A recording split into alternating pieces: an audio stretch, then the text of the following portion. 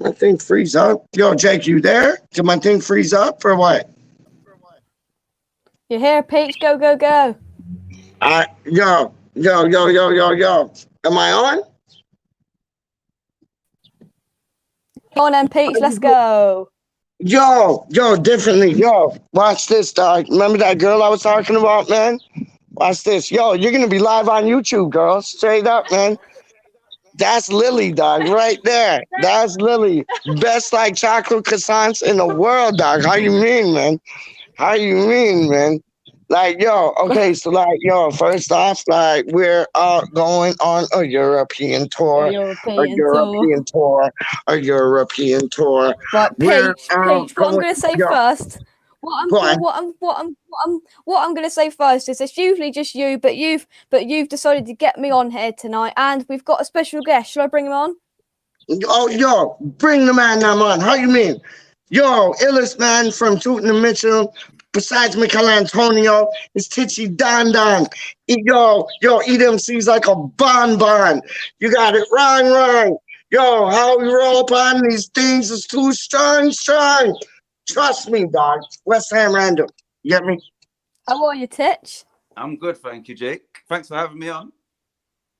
Thanks for coming on. Right then, so this is Peach's show. So Peach, fire away. I'm gonna go. I'll be back in just a minute. But Peach, fire away. Yo, we're all going on a European tour, like drinking some margaritas and having some more, and then like Peach be on the beach, whether it's sour or sore, like straight up like your Chinese food last night.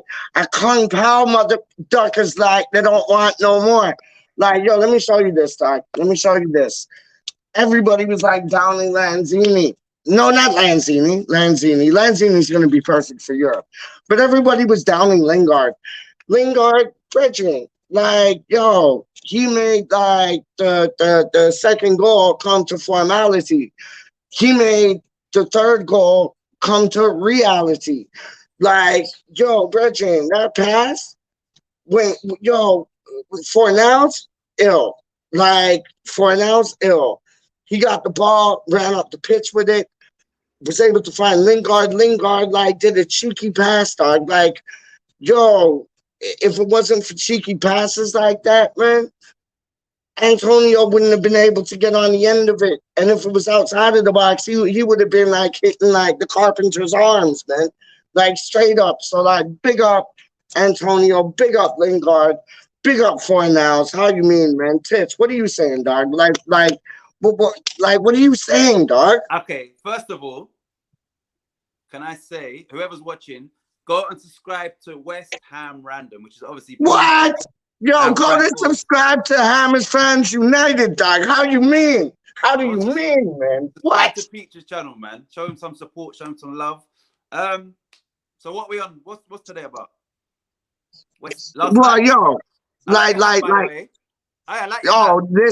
This hat, like, yo, the Don of Tootin and Mitchell sent me this hat, dog, and that's you, dog. That's you. This man sent me this hat all the way from Tootin and Mitchell, man. How you mean? Big up my G, man. My G, man. How do you mean, man? But like, yo, what are you saying about last night? I didn't think Randolph like looked out of place. Okay, right. So I've just put out a video and I touched on the Darren Randolph, their goal. Yeah. In regard to assigning blame, I think it's nothing to do with Super Check. It wasn't his fault. I think it was a great ball and they tried it more than once. And I think Randolph was partly to blame, right? But I've also said that the saves that he made in regards to the reaction save or the reflex save, and then when he come out and spread himself at 1-1, would Fabianski have saved them? We don't know. So maybe him coming in was a blessing in disguise. So that was my take on Randolph last night. Like, I think he done no worse than Fabianski would have done. Yo, it's almost like Tich. It's almost like there was like, so Martin, that's Martin, but his nickname is Tich, and I call him Titchy Don Don because he's the bomb for real. But it's like, yo, it's almost like there was an error in communications. You know what I mean? Like Because I think Randolph could have punched that ball out, dog. Like, not into the back of the net like Roberto. I think he could have punched that out, dog. Yeah. When he went to, he looked like he was doing come on your irons when he went to save that ball. That's what he looked like he done. You understand? Yeah, like what he was doing, but come on your irons is for after the match. That's what he looked like he was doing. But aside from that, he was solid. So yeah, aside from that. What about Deckers, man? Missing the penalty, man. Don't you think Lingard should have taken that or what? Lingard definitely shouldn't have taken it. Rice should have took it, but Rice should have put it away. Word up, 100. But it's like, how many times do we hit the woodwork? It's like, yo, we've hit the woodwork so many times. It's like, if we got points for them things, we'd be top of the table. Like, yo, like Rice hit the woodwork. Cresswell, oh my days, that was a beautiful free kick, dog. And like, ping, like woodwork things, man. That would have been a special goal. If Cresswell scored that would have been a special goal. And he's absolutely, man. Maybe Cresswell should take the penalties. Yo, I agree with you. I agree with you, man. I agree with you on that. Like, why not? Like, have him, because me and you were talking the other day, Tich, and it's like, you don't want your striker to take the penalty because they have too much time to think. You want like a midfielder or like a fullback or a center half to do that because, like, yo, it just works out that way. I'd give a green light to that any day of the week, man. All right, let me speak about my man, the main man, and that is Ogbonna. Let's get Ogbonna, please. Go on. Where is he? Where's Ogbonna? This guy is a rock, man, and I know it's hindsight and it's not realistic, but if we would have kept Rice, Ogbonna, and Antonio fit for the whole season, we would have got Champions League. And trust me, he is immense as an individual, but what he brings to the team. Look, you see Dawson is a better player with him alongside him. Even Cresswell is a better player. So he is essential to our sort of success on the pitch, Ogbonna. And then look, he popped up with a goal as well, and it was a crucial goal. So yeah, like I love Ogbonna. I think he's a rock. I think he's a calming influence, and he just goes about his business like it's almost like let me know what you think of this, Jake. It's almost like with Mikel, who's called Mikel, not Mickey. Those who call him Mickey. Mickey lives in Walt Disney. Like Mikel, like if his hamstrings like stayed solid, like linguine pasta, and not like stringy spaghettini. Like, yo, man, that would have made a difference. Like Rice being like not injured, that would have made a difference. Masuaku not being injured, that would have made a difference. That's why you can see we need depth in this squad. Like, what's your views on that, Jake?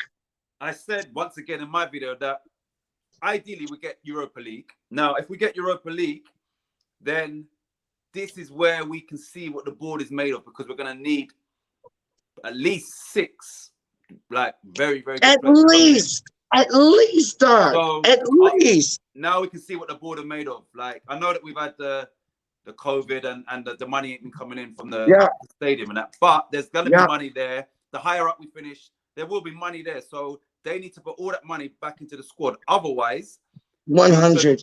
We could have big problems, because if we're playing like Thursday, Sunday, few injuries, and then we're being even worse. You understand? We don't want to do like I think Burnley, when Burnley was in Europa, and then they was really struggling at the bottom of the league. We don't want to. We want to be kind of still pushing near the top of the league as well as doing well in Europe. No, so, 100. They've got to put money in there. They've got to put out a lot of money, basically, and on a lot of players. Otherwise, this is not going to work. No, 100. Jake, what's your views on like us like spending in the summer, man? Like, I think I agree with Tich. We've got to spend money, and this is going to see whether we are ready. This board are ready to take us to the next level and keep us at this level. In my opinion, we need a lot of players. I think we need a goalkeeper. Obviously, we need a couple of strikers. I think we need some central midfield backup. Good, man. it's going to be a costly summer if they do it right, but I think it would definitely pay back. But thoughts on the second half, Pete? Thoughts on the second half? We recovered it well, didn't we? I'll whack some images up on screen. Talk to me. Bridging, like me and Tich were talking about this, dog. Like, we looked like a different team coming out in the second half, dog. Like that goal just before halftime, like the Suchek tap-in, like that kind of made the match, because after the Declan Rice penalty hit the post, like they kind of thought, oh, we might get this. And you know what? I'm not going to use any profanity. I'm not going to swear nothing at all. But Big Fat Sam threw his blood clot toys out the pram, dog. I hate that man, and I don't hate people, dog. I'm all positivity like Pete, positive Pete's like positive Pete, dog. But it's like, yo, man, when they scored, and it was a fluke goal. That was a fluke goal, man. It was just miscommunication. Like, Sam Allardyce was celebrating like he just won the FA Cup. And it's like, yo, man, sit down. Settle yourself, man. Sit down, man. And we settled him. And then, like, what? Post-match comments? Like, homeboy threw his toys out the pram, started, like, having to go with Antonio, this, that, and the third. And are you surprised that he resigned? I'm not. Like, he's like, Mr. Manager, I don't get relegated. Well, Bridget, you got relegated, dog. Like, shut up. There we go. But Tich, your thoughts on the second half? I thought we looked like a very different team in the second half. You know what? Me personally, I think both halves were kind of balanced in, like I said, is when it got to 70 minutes, I didn't know who was going to score. I knew there'd be another goal, but it was kind of, I wasn't saying, no, it's all us, because they still had that threat about them. Do you understand? So, I don't know. Yeah, I think, no, actually, no. They was probably shaded the first half, actually. But I think second half, we were better than them. But not by much. Do you understand? It wasn't like we wasn't peppering their goal. But these are the type of games that they're the most satisfying to win. Like, the penalty could have affected us. It didn't. We scored just before half time. And then we've got, because Ogbonna scored on 80th minute, yeah? So we know the pressure's on. The pressure's on. Like, Tottenham have lost, Everton have won. So the pressure's there, and yet the players still managed to, even against Brighton, we didn't just pump long balls into the box. We kept playing football. So David Moyes is obviously installed a style of play, because if you notice, we rarely ever just go long. And a lot of teams, when it gets to 85 minutes, if they need a goal, they just punt it forward. We haven't done that this season. So that's credit to them. And sometimes you might lose by sticking to your principles. But sometimes, if you're just pumping balls in the air, a lot of the time the keeper will catch it. It will spend 30 seconds on the floor, lay down, it goes out of play. So I think keeping the ball and trying to recycle it and play has benefited us. And Moyes has taken a lot of credit for that. So for us to come 10 minutes from the end, we know that we need a win. A draw's not good enough. It's credit to the team, man. Like that, a lot of credit goes to the team. And me personally, I've got to give special praise to Pablo Fornells. I think, word up. The people that I go to for my ratings, they gave him a 5, which is ludicrous. Like, he was instrumental in 2 of our goals. He wins the ball back all the time, high up the pitch, and he always setting up attack after attack. So, I think watching that game, I would pick Fornells as my man of the match, because I'm looking at more than just the obvious. And he does a lot of stuff that sort of, it's like unsung, but like he's very valuable to our team and the way he wants to play. Definitely my man of the match. I wanted to put my man of the match on Randolph, because I thought he saved 2 or 3 goals and it could have gone sideways. But I thought Ben Rama played very well. I don't know why he got subbed off. I don't know why they didn't take Jay Lings off. I think that's more of we want to keep you happy, so you sign next season type thing. You know what I mean? But Ben Rama was unlucky not to get a goal. That was going in, and Sam Johnston, apparently, who we're after, I'd have Ariona before him any day of the week. But apparently, like, yo, Ben Rama, I thought he played magic, man. Like, I thought he played magic, man. Like, he was, like, Fornals played wicked, wicked, wicked, wicked. I thought Randolph played wicked, wicked, wicked. Like, yo, Lingard went missing. It's almost like you need signs out. Like, yo, there's a lost man. Like, can you please call this number if you find this man? You know what I'm saying, dog? Because, like, Jake's reaction, and I think we're all in agreement that Lingard for the last 4 or 5 games has gone back to the Lingard that Man United didn't want. Yeah, now, 100. Now, I'm going to ask you this. If Man United say 25, 30 million for Lingard, no, thank you. Right. I'm going to ask you 2 questions. One, what would you personally feel about that? And then the second question is, would you go for Matthias Pereira or Lingard if we had the choice? Pereira all day long, dog. Pereira all day long, dog. It's difficult because we can't look past what he did in that first period of games. And I always knew, and I've always said that there will be, he will have a purple patch. He will have a bad patch. It's difficult because he hasn't played much football, obviously, in the last kind of 18 months, couple of years, year or so. This little patch was always going to come, but I still think he's so inevitable. He was so inevitable. No, he's integral. What did I say on the last one? He's integral, Jake. And he is. He's integral. We need to sign him. No doubt about it. But we need to sign like somebody like that Gallagher cat. What?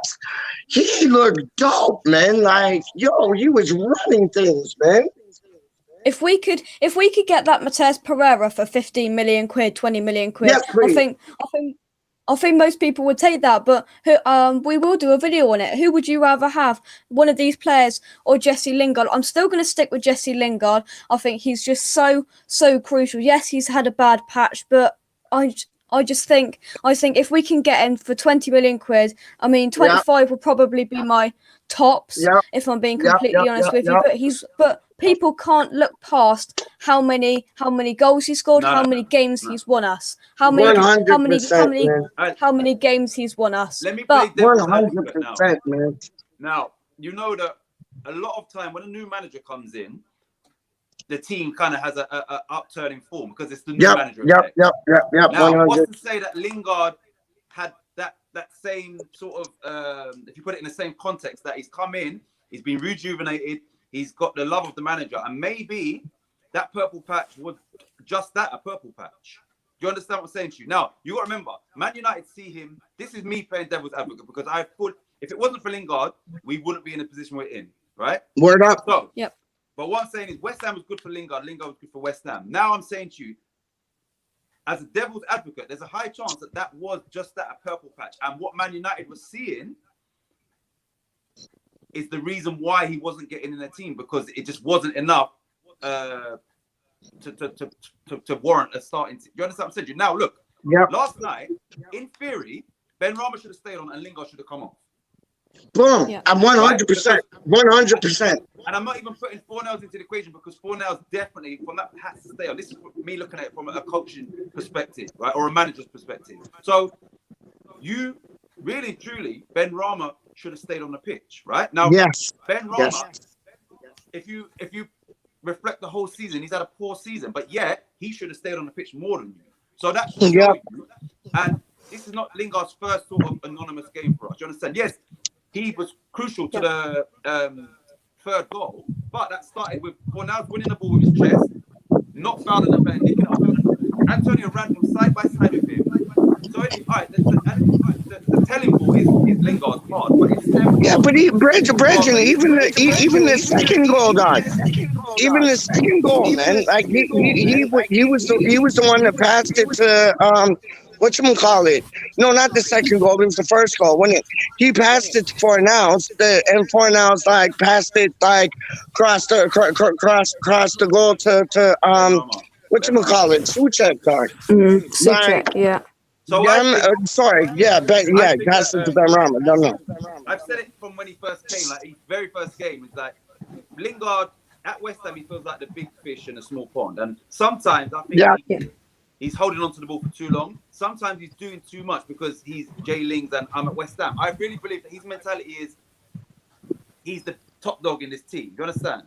Now, yes, he's got the pedigree, but your performance has to match. If you want to walk around with your chest, you've got to match that every single. Like Declan Rice. Declan Rice had a quiet game yesterday, but generally, Declan Rice is at least a 7 out of 10 every single game. So he can walk with his chest. You understand what I'm saying? Word up.